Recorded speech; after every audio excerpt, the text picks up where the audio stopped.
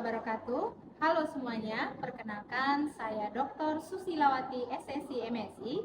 Saya merupakan dosen jurusan Matematika, Fakultas Matematika dan Ilmu Pengetahuan Alam Universitas Riau. Pada kesempatan ini, saya akan memperkenalkan salah satu mata kuliah yang saya ampu yang sesuai dengan bidang keahlian saya, yakni mata kuliah teori graf. Mata kuliah ini disajikan untuk mahasiswa S1 Matematika semester 6 dengan kode mata kuliah MMA 3226 berbobot 3 SKS yang disajikan sebanyak 16 pertemuan dengan rincian 14 pertemuan materi, 2 kali pertemuan masing-masing, ujian tengah semester dan ujian akhir semester. Mata kuliah teori graf merupakan salah satu cabang matematika diskrit yang mempelajari hubungan antar objek. Objek-objek tersebut digambarkan menjadi titik-titik pada graf, sedangkan hubungan antar objek tersebut digambarkan sebagai sisi pada suatu graf tersebut. Perkuliahan ini menyajikan materi tentang konsep-konsep dasar graf, meliputi definisi, terminologi, karakteristik dari graf, konsep keterhubungan graf, isomorfisme, dan automorfisme graf. Konsep graf planar, Hamiltonian dan Hamiltonian juga dibahas pada materi perkuliahan teori graf ini. Selain itu, disajikan juga materi tentang operasi pada graf yang meliputi Cartesian product, amalgamasi, dan subdivisi pada graf untuk menyelesaikan permasalahan terkait. Pada beberapa minggu sebelum perkuliahan berakhir, mahasiswa diberikan materi tentang pelabelan dan pewarnaan pada graf. Di sini, mahasiswa akan dikenalkan tentang jenis-jenis pewarnaan pada graf dan jenis-jenis pelabelan pada graf yang bisa dilanjutkan menjadi topik untuk penelitian skripsi mahasiswa. Salah satu topik yang menarik yang dikaji adalah bilangan dan himpunan dominasi yang disajikan di minggu ke-9 dan 10 perkuliahan yang dapat membuat mahasiswa bisa bereksplorasi, mencari pola pada struktur graf untuk menentukan bilangan dominasi. Selain itu, mata kuliah ini dapat menguatkan kemampuan mahasiswa dalam melakukan analisis pada proses pembuktian secara matematis. Selanjutnya, manfaat dari mata kuliah teori graf ini sangat banyak, baik dalam bidang matematika maupun penerapannya. Teori graf memiliki peranan yang sangat penting dalam perkembangan ilmu pengetahuan dan teknologi modern. Berbagai aplikasi teori graf dapat ditemukan dalam kehidupan sehari-hari, seperti pencarian rute terpendek dan aplikasi navigasi, jaringan komputer dan internet, algoritma pada media sosial, optimisasi sistem transportasi, penjadwalan perkuliahan dan ujian, alokasi frekuensi komunikasi, hingga pengembangan kecerdasan buatan dan analisis jaringan biologis. Dengan model case-based learning, mahasiswa tidak hanya memahami konsep dan terminologi graf, tetapi juga mampu mengintegrasikan teori graf dengan permasalahan dalam dunia nyata. Selain itu, mahasiswa dilatih untuk berpikir kritis, memahami teorema dan pembuktian dengan baik, dan mampu menyusun algoritma pembuktian dalam pelabelan graf. Luaran dari perkuliahan teori graf adalah mahasiswa dapat memilih salah satu topik, yakni mengkonstruksi algoritma pelabelan dari suatu graf baru, mengkonstruksi algoritma pewarnaan dari suatu graf, dan menghitung bilangan dominasi pada suatu graf hasil operasi dua graf yang berbeda.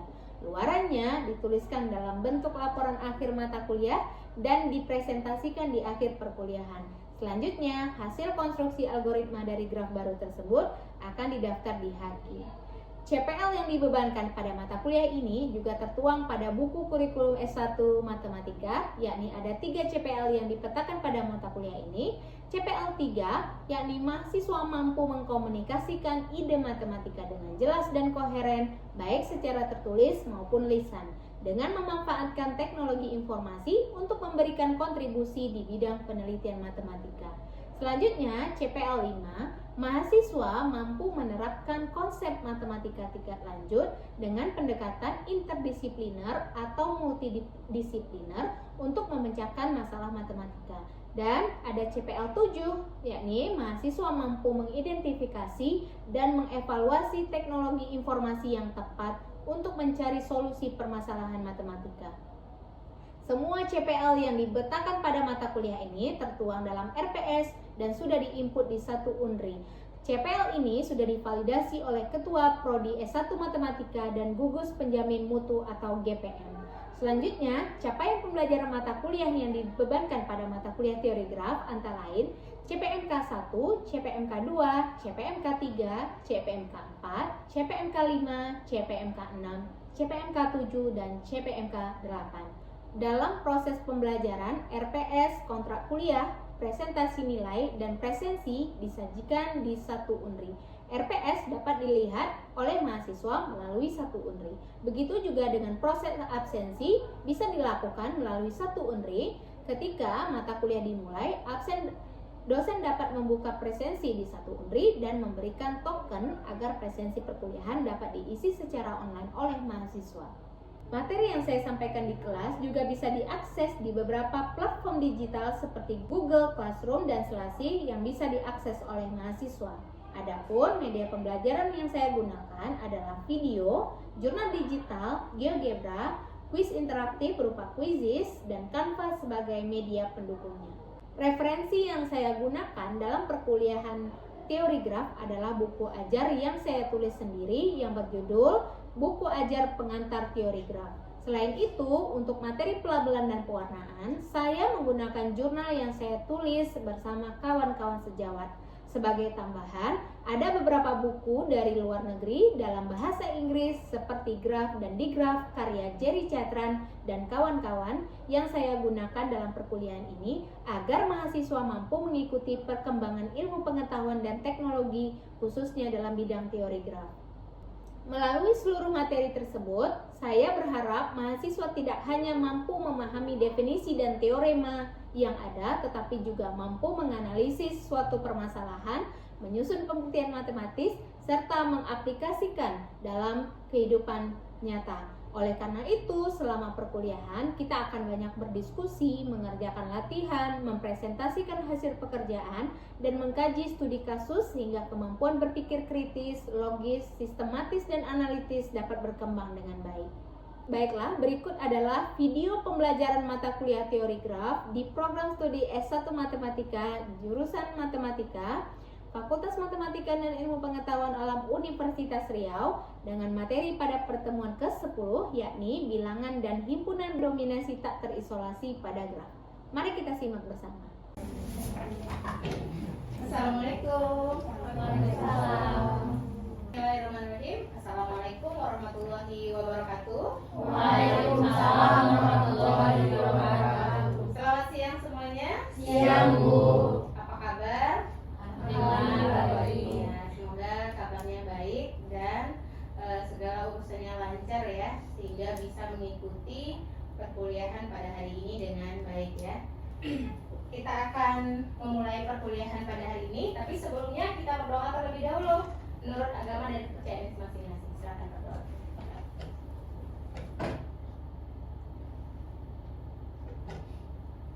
Doa selesai.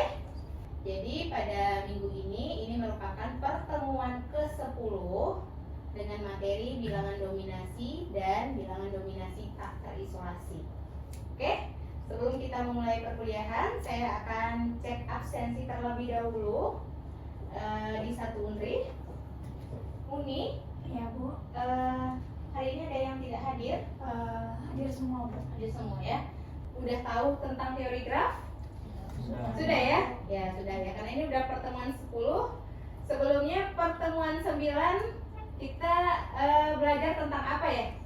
Ada yang masih ingat? Ya, Salsa? Materi tentang bilangan dominasi. Ya, bilangan dominasi. Ada yang tahu definisi bilangan dominasi? Ya, Salsa? Bilangan dominasi atau biasa disebut dengan domination number. Itu adalah jumlah minimum titik yang dapat mendominasi seluruh graf. Iya, betul sekali ya. Bagus ya. Jadi sebelum kita masuk ke dominasi tak terisolasi, kita mempelajari dulu materi tentang bilangan dominasi yang ada di pertemuan 9 ya. Jadi untuk menguatkan lagi, kalau kita punya suatu graf, yaitu himpunan yang terdiri dari himpunan titik dan himpunan sisi E, elemen-elemen dari V di dalam graf tersebut disebut sebagai titik, dan elemen-elemen dari E di dalam sebuah graf itu disebut sebagai sisinya. Oke? Nah, setiap sisi memiliki satu atau dua titik yang berasosiasi dengannya. Jadi satu sisi pasti punya dua titik yang berinsidensi dengan dia. Nah, ini disebut sebagai titik ujung. Nah, ini bagian dari materi kita pada hari ini ya. Nah, kemudian tadi sudah dibahas tentang bilangan dominasi. Jadi saya beri materi apa lagi, pengingat lagi bahwa bilangan dominasi kalau ada graf G ya dengan himpunan titik V dan himpunan sisi E, dia sebuah graf yang tak berarah dan dia graf sederhana, maka ada suatu himpunan D itu subset dari himpunan V disebut sebagai himpunan dominasi jika setiap titik V di himpunan V merupakan anggota dari domain D itu sendiri. Nah, dia beradjacent dengan satu anggota di D. Nah, gamma G disebut sebagai bilangan dominasi yang merupakan jumlah minimum dari himpunan dominasi graf D ini. Coba kita perhatikan titik A di sini. Kalau kita ambil sebarang titik A ya, titik A di sini kalau kita ambil dia mendominasi titik B dan titik F. Jadi cukup mengambil A, dia mendominasi titik A dan titik B dan titik F. Oke, ini merupakan bilangan dominasi. Oke. Nah, sekarang ada pertanyaan? Tidak ada? Kita lanjut. Oke, sekarang kita akan membahas bilangan dominasi tak terisolasi ya. Nah, kenapa kita membahas bilangan dominasi tak terisolasi ya? Jawabannya karena bilangan dominasi biasa yang tadi yang sudah kita bahas di pertemuan minggu lalu itu membuat dua titik A dengan D tidak terhubung. Boleh kalau di bilangan dominasi. Tetapi kalau bilangan dominasi tak terisolasi, ini dan ini tidak boleh. Jadi pemilihan titik A dengan D itu tidak boleh karena dia nanti mereka terpisah. Sehingga kalau gitu logikanya, waduh, berarti dia akan bertambah banyak nih, gitu ya, supaya dia terhubung gitu. Nah, coba lihat sekarang definisi bilangan dominasi tak terisolasi. Kalau kita punya sebuah himpunan bagian S, dia merupakan subset dari himpunan titik V ya pada suatu graf G. Nah, dia disebut himpunan dominasi tak terisolasi jika S tadi merupakan himpunan dominasi. Nah, dan tidak terdapat titik. Nah, ini bedanya ya, dia tidak terdapat titik yang berderajat 0 di subgraf yang diinduksi oleh S tadi, ya kan? Sedangkan kardinalitas minimum dari jumlah seluruh himpunan dominasi tak terisolasi tadi disebut bilangan dominasi tak terisolasi dan dilambangkan dengan gamma I ya. Nah, gamma itu dominasi, gamma I dominasi tak terisolasi. Ada pertanyaan sampai di sini? Ya. Bagaimana cara menentukan batas atas dari bilangan dominasi tak terisolasi? Bagus ya pertanyaannya ya. Apa batas atasnya? Ayo, siapa yang bisa menjawab? Silakan, Ade. Jadi untuk graf tanpa titik terisolasi, bilangan dominasi independen dari graf G itu tidak akan pernah melebihi N, Bu. Dimana gamma I dari graf G itu kecil sama dengan N itu mutlak VG. Bagus jawaban dari Ardef ya. Ada yang bisa menambahkan selanjutnya? Saya Bu, Silakan Muni. menurut saya untuk menentukan batasnya sendiri kita bisa menggunakan salah satu teorema 2 di mana dia ngatain kalau misalnya teori graf yang berordennya itu n yang besar dari 2 bisa sama dengan 2, maka bilangan dominasi tak terisolasinya tadi tidak lebih dari atau kecil sama dengan n kurang 1. Alasannya pasti terdapat sebuah titik, dia dipilih satu titik yang tidak perlu dimasukkan ke dalam suatu himpunan bilangan dominasi tak terisolasi tadi, Bu. Oke, bagus jawaban dari Muni ya. Selanjutnya ada yang bisa nambahkan lagi? Saya Bu, Ya, silakan Yandri. dari yang tadi disampaikan kita bisa menyimpulkan bahwa teorema hubungan antara bilangan dominasi dan bilangan dominasi tak terisolasi, maka gamma G kecil sama dengan gamma I, graf G.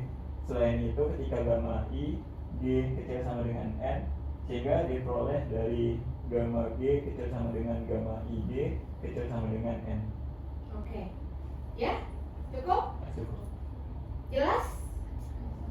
Oke ya, jadi dari ketiga jawaban tadi saling melengkapi, ya, saling melengkapi. Kalau Ardet jawabannya adalah sebanyak titik itu sendiri, ya kan? Nah, mana jawaban yang paling tepat?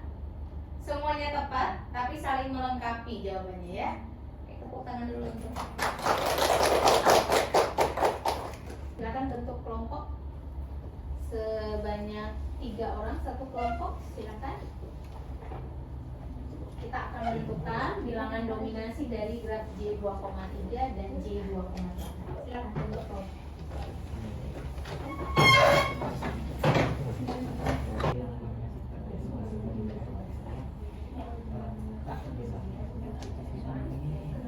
Bisa?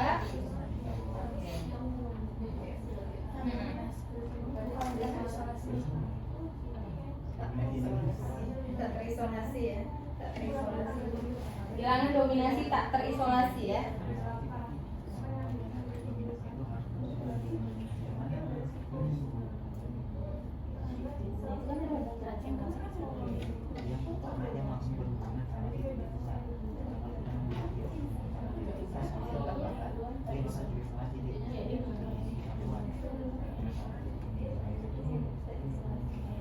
Tak terisolasi. Oke, sudah 15 menit berlalu. Baik, sesuai kesepakatan kita tadi, masing-masing kelompok akan mempresentasikan hasil diskusinya. Dimulai dari kelompok 1. Silakan kelompok 1.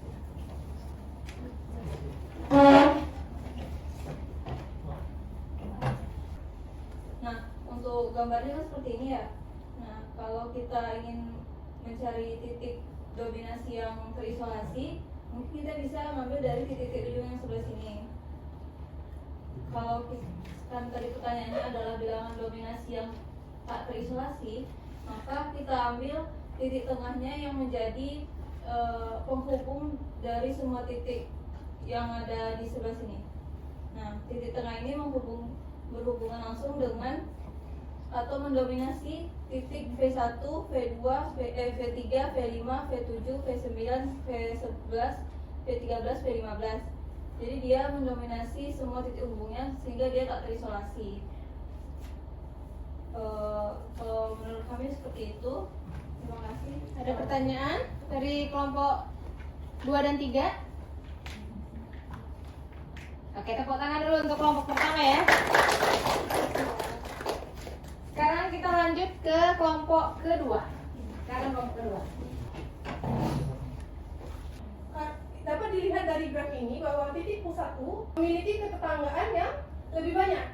Nah, maka kita pilihlah titik U terlebih dahulu. Selanjutnya, titik pada siklus dipilih secara selang-seling karena titik yang tidak kita pilih itu juga tetap bertetangga dengan titik yang kita pilih. Nah, dari pola tersebut diperoleh himpunan S-nya adalah U, P1, P3, P5 sampai P15.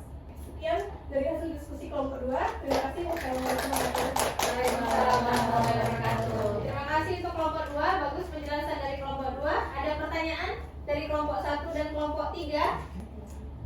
Ada pertanyaan dari kelompok 3 kayaknya ya, dari kelompok Yandri.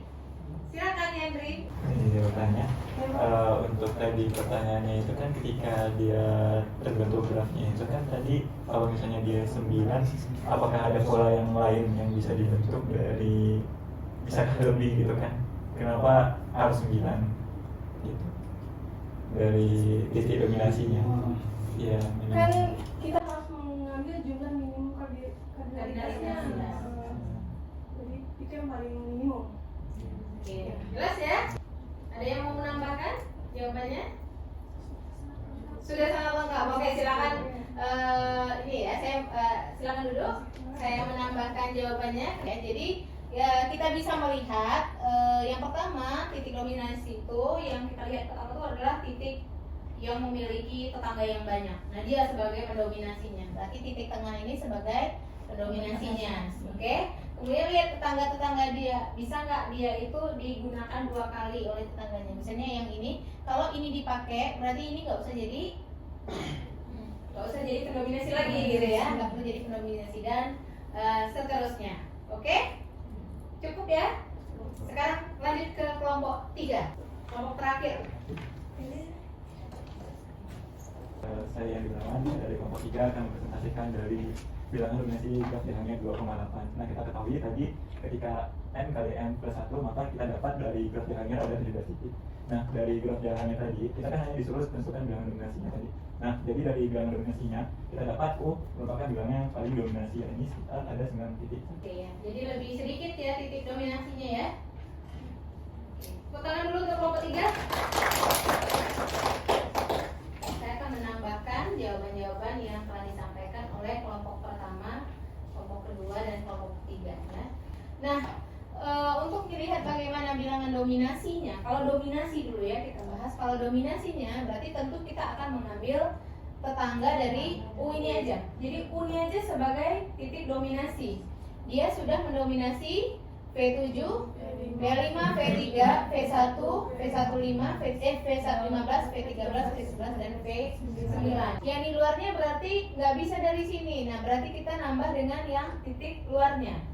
Gitu ya, bilangan dominasinya. Berarti di sini kita harus mengambil V, V4, V2, kemudian V16, V14, V12, V10, V8, dan V6 itu sendiri ya. Jadi mau nggak mau kita memang mengambil titik-titik luar itu sebagai titik dominasinya. Nah, apakah itu boleh? Boleh kalau pada bilangan dominasi. Tidak boleh untuk bilangan dominasi tak terisolasi ya. Harus dia itu merupakan subgraf yang terhubung.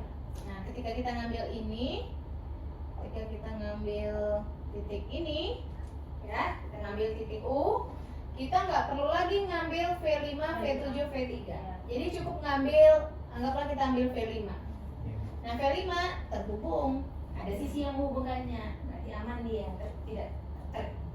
tidak membentuk titik terisolasi gitu ya. Kemudian kita nggak perlu pilih V3, ambil aja V1 di sini karena dia terhubung. Loh, V4 siapa yang dominasi? V4 didominasi V5. V3 siapa yang dominasi? U. V2 yang mendominasi V1 ya. Nah, kalau gitu V15 nggak perlu diambil. Bisa kita ambil V13 karena dia terhubung. Nah, kemudian V11 nggak perlu kita ambil. Ya, V12 udah didominasi V13. Kemudian V10 didominasi oleh V9. V7 diambil nggak? Jadi sekarang bilangan dominasinya berapa? 5 ya, bilangan dominasinya 5. Subgraf terinduksinya berbentuk ini 1, 2, terhubung semua. Jadi ini titik U, ini V berapa tadi? 5, ini V1, V13, dan V9. Dia terhubung semua. Gitu ya? Oke? Silakan scan daftar berikut. Di dalamnya ada soal, silakan kerjakan 10 menit dari sekarang. Oke, kalau sudah, saya akan memberikan kesimpulan dari perkuliahan ini. Jadi penelitian ini berhasil ya, perkuliahan hari ini berhasil menentukan nilai eksak dari bilangan dominasi tak terisolasi gamma I dari graf J n, M untuk beberapa kelas Jahangir, yakni n-nya 2, 3, 4, 5 ya, dimana bilangan dominasinya diperoleh kalau n-nya 2 dan 3, maka bilangan dominasinya adalah M tambah 1. Berarti kalau Jn, M berarti nilainya M plus 1. Oke, kalau begitu apakah masih ada pertanyaan lagi? Sudah cukup? Sudah cukup ya? Sudah cukup? 3 SKS kita. Terima kasih ya atas perhatiannya. Minggu depan kita akan masuk ke pertemuan 11. Kemudian tugas sudah saya kasih di Google Classroom. Coba cek masing-masing akun Google Classroom-nya, dikerjakan di kertas A4 ya, ditulis tangan dan dipukul minggu depan. tugas kita tentang bilangan dominasi dan dominasi tak terisolasi ya. Jadi serentak pertemuan 9 dan 10 saya kasih tugas. Terima kasih atas perhatiannya semuanya. Mohon maaf apabila ada yang salah. Saya tutup kelas ini. Assalamualaikum warahmatullahi wabarakatuh. Waalaikumsalam warahmatullahi wabarakatuh. Sekian video rekaman proses pembelajaran mata kuliah teori graf pada program studi S1 Matematika FMIPA Universitas Riau. Video ini digunakan sebagai salah satu syarat penyusunan dokumen pernyataan diri dosen dalam unjuk kerja Tridharma Perguruan Tinggi atau PDD UKT-PT. Sertifikasi dosen gelombang 1 tahun 2026. Semoga dengan adanya video ini bisa menjadi pertimbangan yang baik dalam proses penilaian sertifikasi dosen gelombang 1 tahun 2026. Akhir kata, saya tutup dengan alhamdulillahirabbil alamin. Terima kasih. Wassalamualaikum warahmatullahi wabarakatuh.